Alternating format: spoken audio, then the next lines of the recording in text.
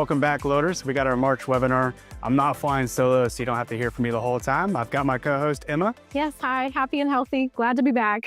Thank you. And we're really excited here to go into two topics today. These topics were covered and voted on in the Facebook group. So for the April webinar, we're going to go ahead and post a couple topics there. We love that you guys vote so we can cover what you guys want to hear from us. So what are we going to cover today they voted on? So we're going to go over the key differences between the Loader app and the Loader portal. Just some general oversight with that. The app is more operational and the portal is going to be more administration. So we'll get into some more details about what that looks like. Perfect. I will take over the Loader app. Emma? I'll do the portal. Okay, so we are going to go into the Loader app and we're going to talk about managing your order, accepting an order, and going through different statuses. So what's really important here, guys, when I accept an order, review all of the information. The order I'm going to accept today is a test order due today. So I will see some information that normally is not relevant until the service date. For example, the address. However, again, this test order is due today, so I will see the address. I'm going to open the app now, and you'll see here I'm starting in settings. I'm going to go to available orders to find that test order. So I'm going to click there, scroll over, there's my test order. Clicking in, again, reviewing the information before clicking accept.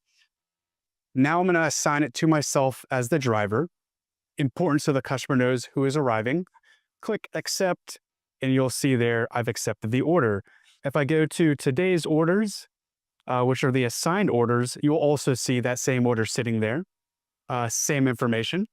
Or I can go over to upcoming orders, clear filters, and you'll notice the order pops up again. I click in, same information is going to be displayed.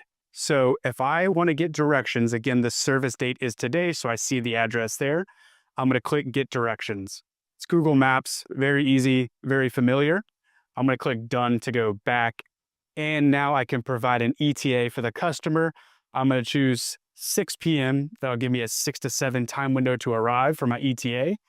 And now we're going to go ahead and click into the order. So you'll see there my ETA set at the bottom. And if I click the accepted drop down, I can reassign if I choose a different driver, but I'll keep myself for today, clicking the X to go back. I can fail the order if I have to, giving a failure reason, selecting from there, and I can add in failure notes, but I'm going to go back. Now I can click mark en route, successfully marked order en route. Clicking again, I can click mark arrived. So I'm going to click the button here, and now you'll see it says mark arrived. So those are some pretty quick touch points there in the app as I'm accepting the order, really showcasing how easy it is, especially that customer communication piece. So when I accept an order, I can go ahead and find the directions on the service date. So this order's service date was today, so I know the address. And then I can set that ETA so the customer is aware of when I will be arriving within the time window. And then, of course, I can begin to go through the different statuses. Really important if I want to have a different driver or a different team, email compliance@goloadup.com to get you that different driver and different team, maximize your scalability. Also really important here, guys, if I was to fail that order and give it back, I can do so within the grace period. Outside of the grace period, 100% of the payable will be applied as a negative payable to my pending payables. So do not give back an order or fail an order outside of the grace period. For more on that, I'll be posting in the Facebook group. Okay, so let's go into the next part here. And this one is going to be more focused on closing out an order. What I want you guys to take away here is that it's very simple to close out an order. But also, if you do not close an order out, you will not be paid. So a professional and proper way of closing out an order is getting that closeout picture of the completed order. So for example, the mattresses in your truck. Let's go ahead and open the app again. And here you will see the order is in the arrived status. So I'm going to click on that and I'm going to start my closeout procedure, clicking in. Again, on that green button there, just start closeout. So I'm going to add my pictures. That would open up the camera. You'll see I already have a photo here of the two gentlemen loading that mattress. My disposal method will be disposal Then I need to collect the customer signature. This one, the customer is on site. So when I click collect customer signature, let's see here, I'm going to go ahead and click in, turn the phone sideways. And when I turn this sideways, the customer is able to go ahead and add their signature in. And then you can click save. So now you've collected the customer signature. And of course, I need a check mark that I did bring a helper. So I'm going to check mark there, complete order. There you are, I have all the orders information, and up top it says completed. If I go back to assigned orders and I have to refresh the app, I'll notice that that order is now marked completed. So again, really simple to close out an order. You will not get paid if you do not properly professionally close out an order with that completion photo there, especially of the items within the truck or the items being moved out like you saw there in the photo. Pretty quick, that's order management, updating order statuses. Really important to have that for customer communication. But now we're gonna go ahead and jump into the loader portal, which is a more administration side of load up. Okay, thanks for the app. So we're going to do the portal now. There's a lot of stuff you can do that's the same in the app and the portal, but there are some really important functions that you can only do in the portal or that are just going to be easier to do in the portal. So that's going to be purchase orders, viewing pending payables, and setting your zip codes for your service areas.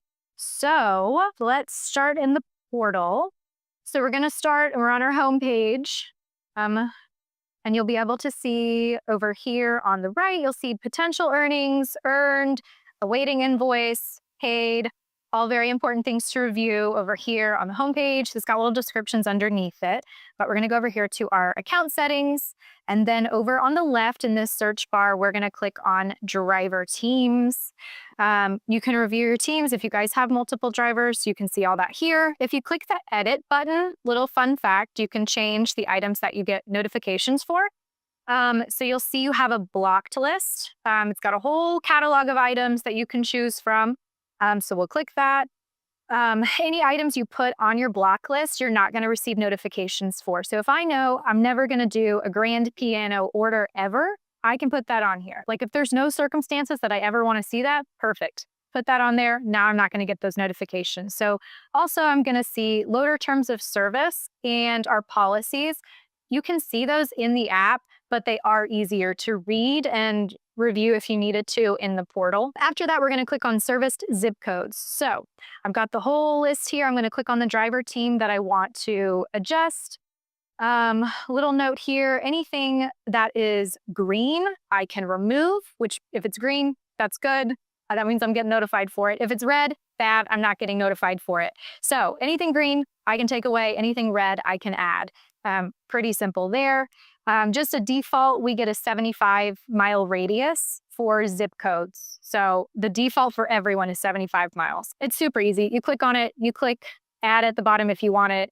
You click on the green ones, you click remove. Super simple. So definitely recommend everybody doing that. It can be very frustrating if you see orders in a service area, but you're not able to accept. If you think that that's happening, review your zip codes. Make sure that the zip code that you received an order for is activated on your service to zip codes. Also, just to save you some time, if you're moving to a new area, email compliance with that new area. Don't try to zoom out on this map and then scroll way over, to several states over to select all of the zip codes that you want. That's going to take you forever. Definitely don't recommend doing that. So email compliance at goloadup.com if you are moving locations. So the next thing over here in the portal, we're going to go over reviewing pay orders, pending payables, that kind of thing. So before we get into it, we're going to go over a quick feature here where you can add additional vehicles to your driver team. So if you've got a new truck or box truck or whatever you've got going on, you can scroll down here, click add vehicle. You'll follow the prompts with step 1, and then you'll scroll down. And then you'll click to step 2 to upload photos. And then it's super easy. You've added a new vehicle. So here under account, you can note your lifetime earnings and your outstanding PO amount up here in the sort of top right. So we're going to click on pending activity. We're going to look through the type of pending payables. There's in these columns here. You can also filter over on the left-hand toolbar. And you'll also see why this is way easier to do on a computer, and it's really difficult to do on your phone if you can help it. So before we go into purchase orders, let's look at loader tips. We don't have any, but if a customer tips you, the tip appears here, and then it'll be on that following PO that corresponds with whatever the order is for the tip. So purchase orders, we can filter by open versus closed. If you know the particular PO number over here, you can input that number there. You can also go in and click into a PO under view and see which orders are listed on that payout. Similar to pending activity, use the dates to filter and find old POs as well. So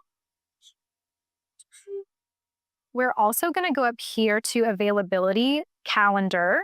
I'm going to click on whatever team I want to adjust. It's going to let you set your team's availability to receive notifications for an order on whatever the day or week is. So if I know I'm never going to do orders on a Sunday morning, I can check that off because I know I'm never going to do it. I don't even want to waste my time with those notifications. So also a good tool to use that for if you're going on vacation and you don't want to accidentally accept an order, forget about it, have to fail it, you're not in town, whatever, you can use it for that reason as well. Just don't forget to turn it back on. So yeah, it's very important also to view your pending payables and your pay orders every single day just to stay ahead. That way you're not trying to play catch up whenever you see something and it's potentially wrong. So definitely, if you have any questions, email compliance@goloadup.com. Thank you for handling the much longer portion there for the loader portal. So pop quiz. If I'm a loader and I know I do not like to do large safes, would I update this in the app or would I update this in the loader portal? Good question. You're going to update that in the portal. You're going to go edit your driver team and you can access your blocked items list there. Great. Okay, so I got to update my ETA. Question number 2.